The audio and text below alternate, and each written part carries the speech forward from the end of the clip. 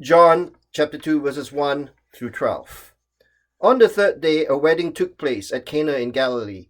Jesus' mother was there, and Jesus and his disciples had also been invited to the wedding.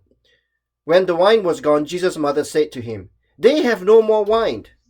"Woman, why do you involve me?" Jesus replied. "My hour has not yet come." His mother said to the servants, "Do whatever he tells you."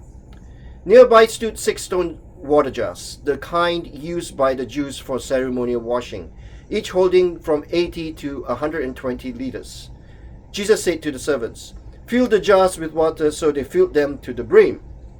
Then he told them, "Now draw some out and take it to the master of the banquet." They did so, and the master of the banquet tasted the water that had been turned into wine. He did not realize where it had come from, though the servants who had drawn the water knew.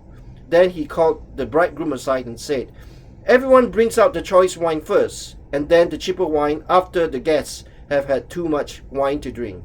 But you have saved the best till now." What Jesus did here in Cana of Galilee was the first of the signs through which he revealed his glory, and his disciples believed in him. After this, he went down to Capernaum with his mother and brothers and his disciples. There they stayed for a few days. John chapter 2, verses 1 to 12. "Woman, why do you involve me?" Jesus replied. "My hour has not yet come." His mother said to the servants, "Do whatever he tells you." John 2, 4 to 5. At first glance, we would think that Jesus is quite rude to his mother. Why does Jesus call Mary, his mother, woman? In our culture, if we were to call our mothers woman, it will be a term of disrespect. However, if you do further study of New Testament Greek, you will find that this expression is not as disrespectful as we in our culture think that it is. Yet there is a bit of tension between Jesus and his mother Mary. "Why do you involve me? My hour has not yet come." If you remember, when Jesus was 12 years old, Jesus is lost for 2 days. Mary finds Jesus in the temple in Jerusalem. "Son, why have you treated us like this? Your father and I have been anxiously searching for you." "Why were you searching for me?" he asked. "Didn't you know that I had to be in my father's house?" Luke chapter 2, 49. This shows that, like in any family, Jesus and his mother Mary had to work on communication with each other. "Why do you involve me? My hour has not yet come." This conversation shows that there is a little bit of tension between Jesus and Mary. Mary knows a little about Jesus' calling to be a Messiah, and despite this hesitation from Jesus, Mary tells the servants of the feast, "Do whatever he tells you." Is Mary being overbearing when he tells the servants to do whatever Jesus tells them to do? Is Mary committing Jesus to something premature? The Bible is a very human book. The Bible does not shy away from showing to us human struggles. We must work on communication to get along with each other. My hour has not yet come. Yet, as we study the first 12 chapters of John, we will find that Jesus is always saying that his hour or his time has not yet come. This means that his moment of glory has not yet come. The Gospel of John identifies this as a time when God the Father glorifies the Son, who is Jesus. How does this glory come about? The strange thing is that Jesus is glorified not by leading a rebellion against the Roman authorities. Jesus is glorified by dying on the cross. The Father sends Jesus to the cross to glorify Jesus. So, despite Jesus telling her, Mary, that his time of glory has not yet come, Mary asks the servants to do whatever Jesus tells them to do. So what does Mary have in mind for Jesus? Jesus, his disciples, and Mary are at a wedding at Cana of Galilee. However, a disaster occurs. The wedding runs out of wine. Apparently, in first century Jewish culture, it is embarrassing for the bride and the bridegroom to have the wedding ceremony run out of wine. They have no more wine, as Mary says. Since 2005, At our church, we've been blessed to have the Streetsville St. Andrews Alcoholics Anonymous group using our facility on Thursday evenings. And they have an open meeting on Thursday evenings. It is open to anyone in the public to attend this meeting. We can share our first names with each other during that meeting, but we do not share our last names to maintain the anonymity. The main feature of the evening is when an AA friend shares their story. They share about how they become addicted to alcohol, and it always starts with that social drink. It soon develops into an addictive need. Mary's statement at the wedding at Cana of Galilee becomes real for them in a negative way. They have no more wine. They have no more beer. They have no more alcohol. As I talk with a lot of our AA friends, they admit that there is something deep about their problem, and it is more than getting a drink. They will call it a spiritual problem. And that is why 6 of the steps in the 12-step program of the Alcoholics Anonymous involves a cry to God for help. The 12-step program also encourages our AA friends to make amends with the people they have hurt in their lives. And there is this serenity prayer that our AA friends use. God, grant me the serenity to accept the things I cannot change, courage to change the things I can, and wisdom to know the difference. They have no more wine. Do whatever he tells you. It is as if Mary is saying to those who oversee the feast, you have no more wine. Jesus is here. He will help you. Do whatever he tells you. So, in the next few weeks, we are going to be focusing on whatever Jesus tells us to do. In the first 12 chapters of John, there are 7 miracles in which Jesus does to help people and show them that he is the Messiah. And these are traditionally called the 7 signs of Jesus, the 7 signs of Jesus in the Gospel of John. And in the next few weeks, this fall, we will be studying those 7 signs, and you're very welcome to join us on this journey. And today is sign 1, turning the water into wine. Even though the time for his glory has not yet come, Jesus decides to help the bride and the bridegroom. He tells the servants to fill the 6 stone jars up to the brim with water. Then, so it's John chapter 2, verse 8 to 10. Then he told them, now draw some out and take it to the master of the banquet. They did so. And the master of the banquet tasted the water that had been turned into wine. He did not realize where it had come from, though the servants who had drawn the water knew. Then he called the bridegroom aside and said, everyone brings out the choice wine first, and then the cheaper wine after the guests have had too much to drink. You have saved the best till now. It is just plain water.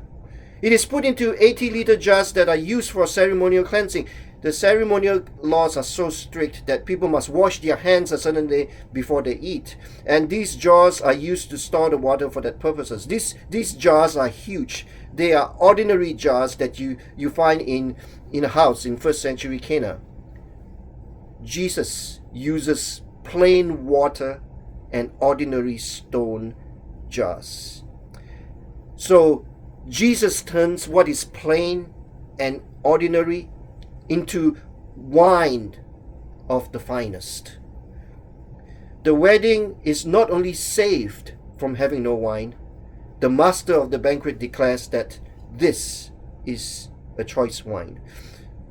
So, Jesus takes a situation that is empty and in despair and turns it into a situation where there is celebration and joy. Jesus turns the water into wine. And the master of the banquet says that it's not common practice to bring the finest wine until the end of the wedding banquet. Most people use the best wine first, then they bring out the cheap wine to disguise the earlier best wine. And so sometimes when we are at the end of our struggles, when we have no resources left, Jesus appears. And when Jesus appears, we see that he turns the water into wine. And the problem with our lives, which is a very real problem, is waiting for Jesus to show up to turn the water into wine. Mary knows what's going on. Jesus' disciples know what's going on. The servants of the feast know what's going on. And I think that's it. Not many people know that it was water in those stone jars until a few minutes ago. And that is why the master of the banquet is surprised when he drinks the wine and it is choice wine. So in some ways, Jesus is quiet about turning this water into wine. His time has not yet come. Jesus does something behind the scenes. It is hidden from public view. Jesus quietly turns the water into wine. He does not draw attention to himself as he turns the water into wine. Right now, Jesus is turning a lot of water in our lives into choice wine. However, as he does it, he is very quiet and unseen. So this is what I'm going to propose we do. We take a pause right now, and right now, let's face it, Jesus is turning water into wine in your life. And we're going to take a pause for 30 seconds, and I want you to think, in what area of your life is Jesus turning water into wine right now? 30 seconds.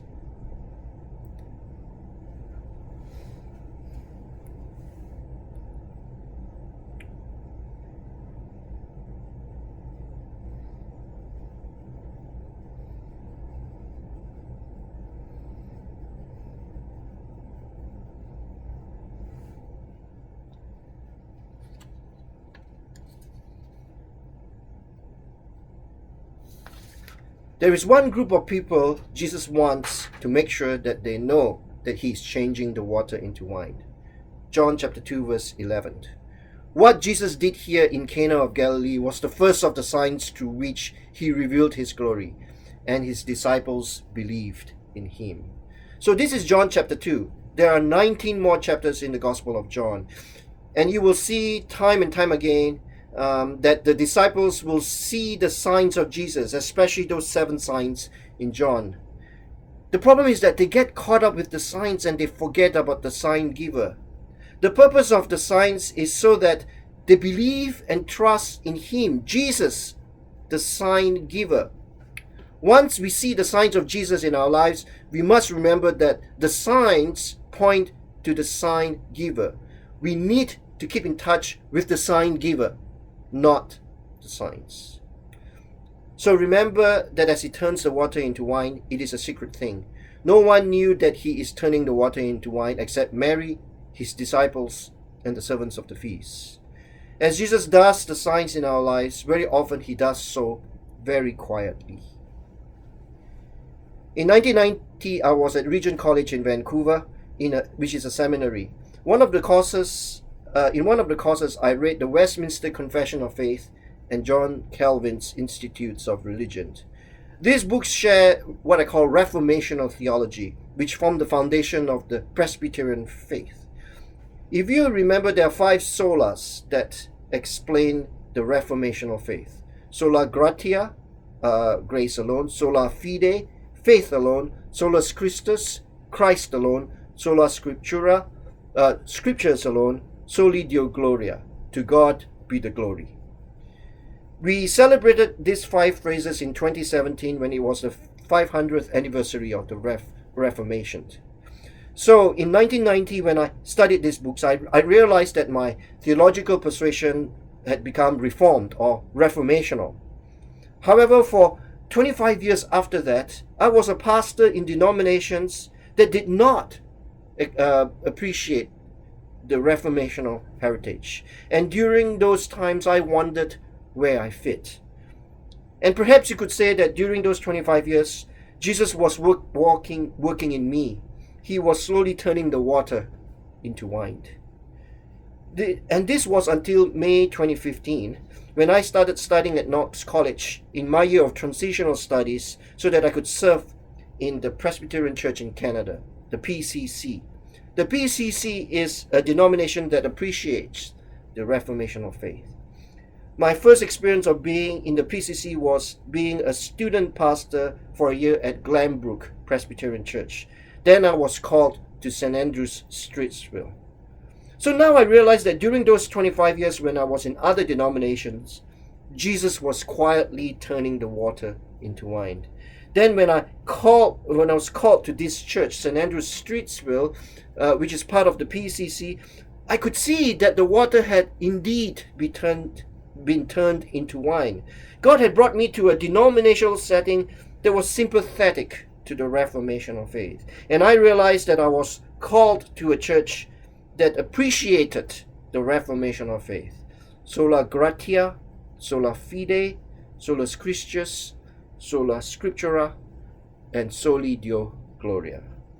I am thankful to Jesus for turning the water into wine many times in my life.